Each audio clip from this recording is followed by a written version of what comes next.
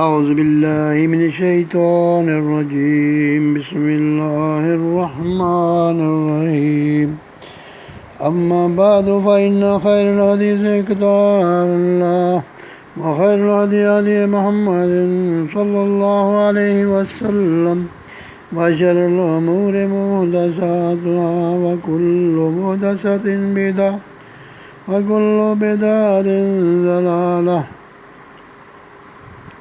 آج کا موضوع ہے شان ابو بکر صدیق رضی اللہ عنہ۔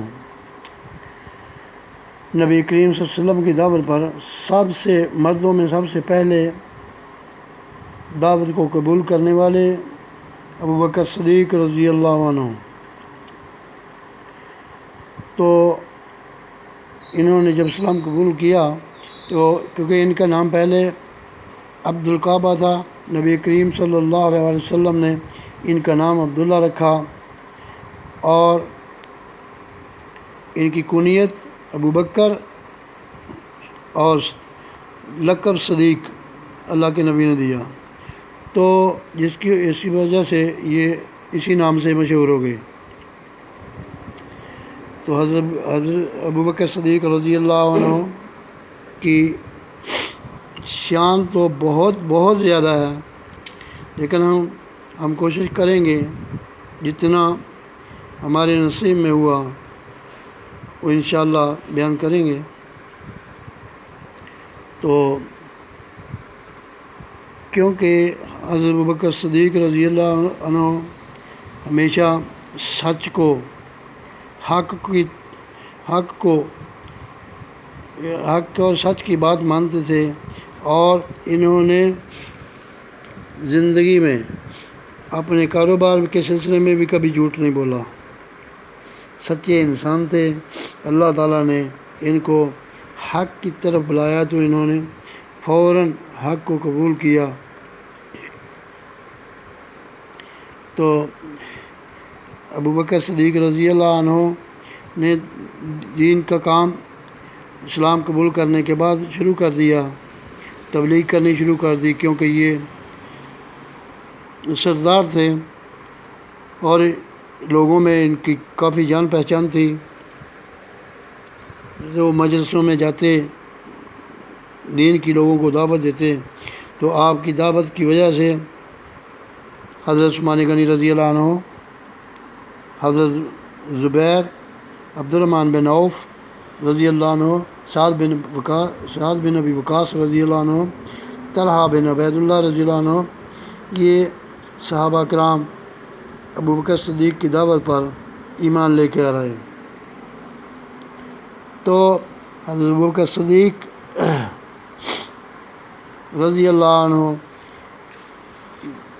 جب نبی کریم صلی اللہ علیہ وسلم کو ہجرت کا حکم ملا اللہ کی طرف سے، تو آپ صلی اللہ علیہ وسلم ابو بکر کے پاس گئے اور آپ سے کہا کہ ابو بکر، اللہ نے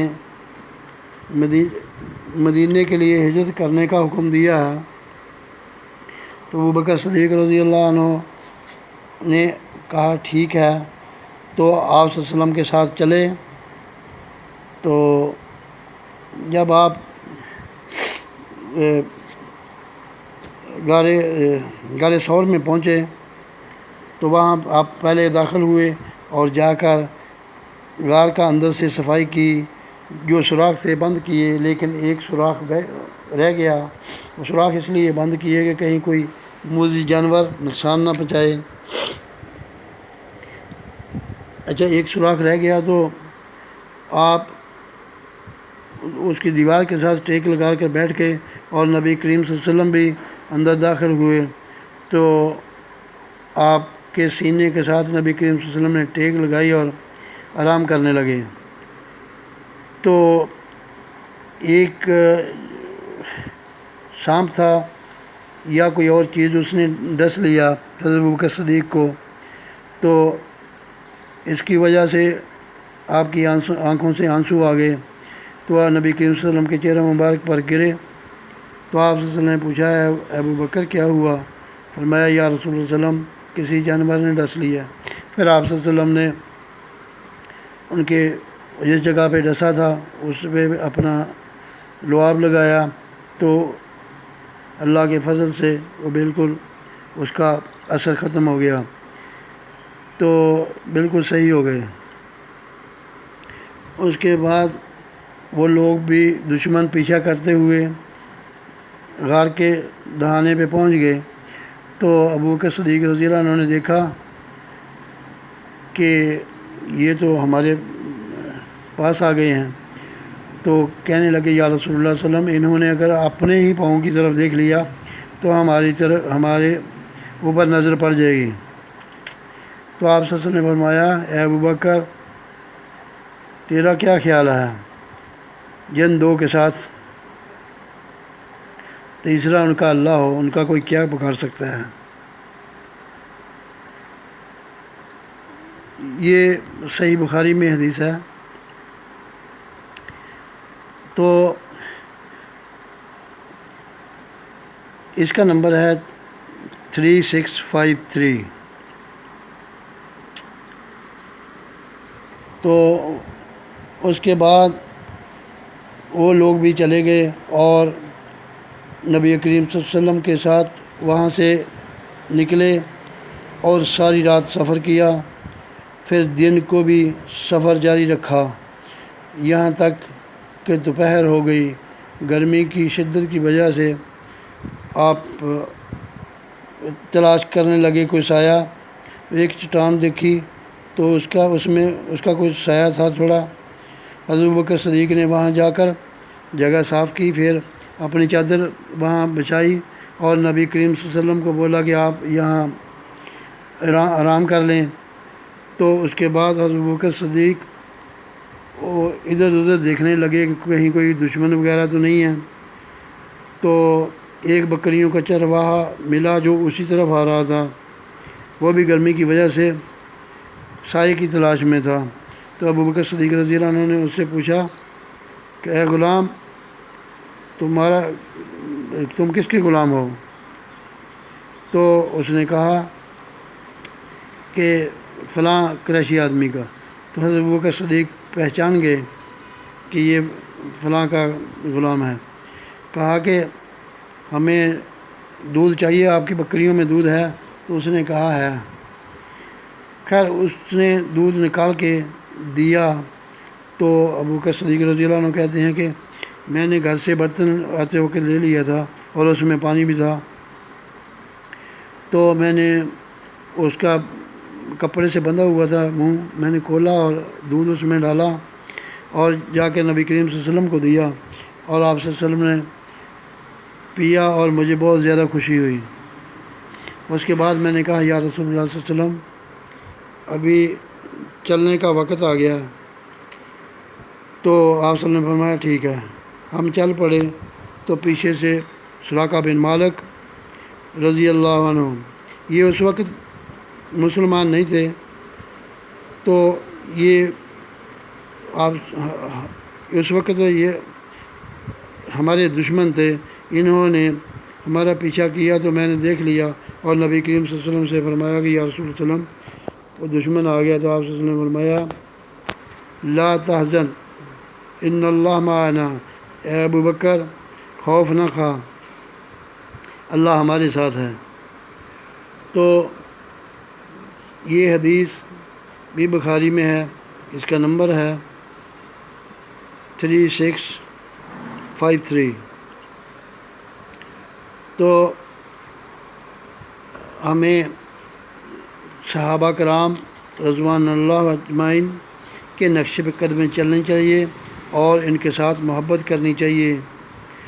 تو حضرت ابوبکر صدیق کی تو شان اتنی زیادہ ہے کہ بہت زیادہ، اور آپ کی وجہ سے بلال رضی اللہ عنہ بھی بہت بڑی مصیبت سے ان کی جان چھوٹی، کیونکہ ان کا جو مالک تھا وہ بہت ظالم تھا۔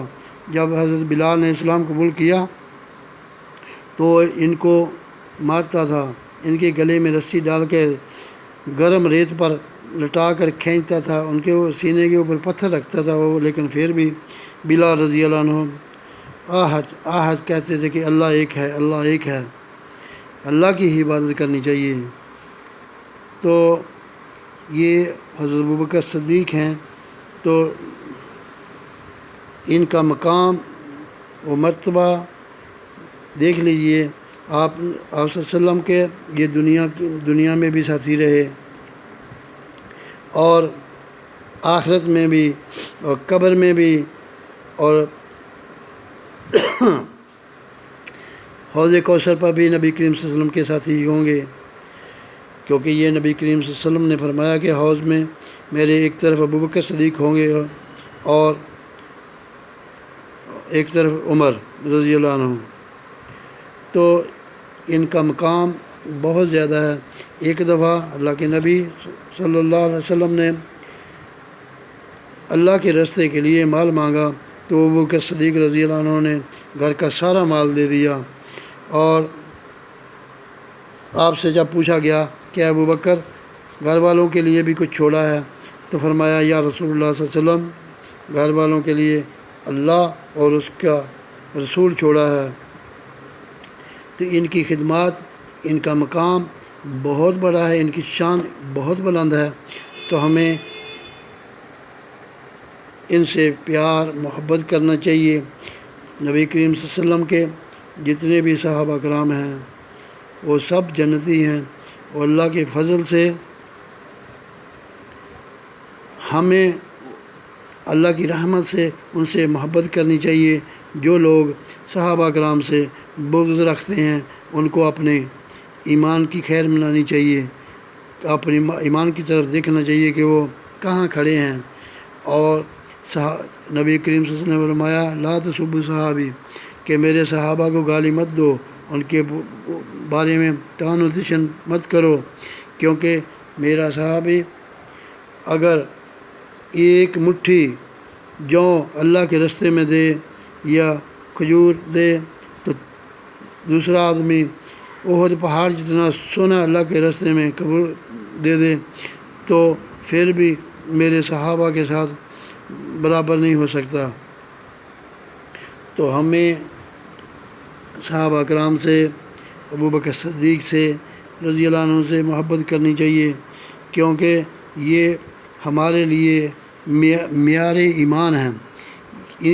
ایسا ایمان تو اللہ تعالیٰ نے ان کے بارے میں قرآن پاک میں بھی فرمایا ہے فَإِنْ آمَنُوا بِمِثْلِ مَا أَنْتُمْ بِهِ فَقَدْ اهْتَدَوْا، کہ ایسے ایمان لاؤ جیسے نبی کریم صلی اللہ علیہ وسلم کے صحابہ ایمان لائے ہیں، پھر ہدایت ملے گی، ورنہ ہدایت نہیں ملتی۔